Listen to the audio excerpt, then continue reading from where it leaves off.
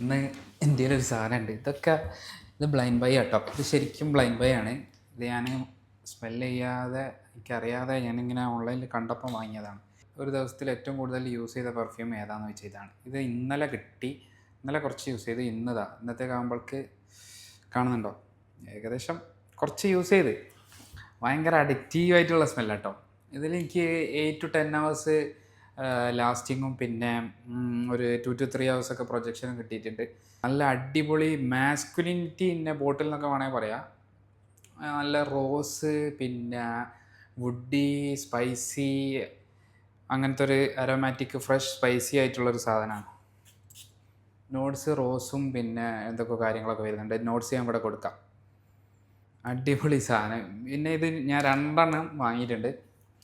ഒന്ന് ചിലപ്പം നിങ്ങൾക്ക് ആർക്കെങ്കിലും ഗിവ് അവേ ചെയ്യുന്നതായിരിക്കും. ഓക്കെ.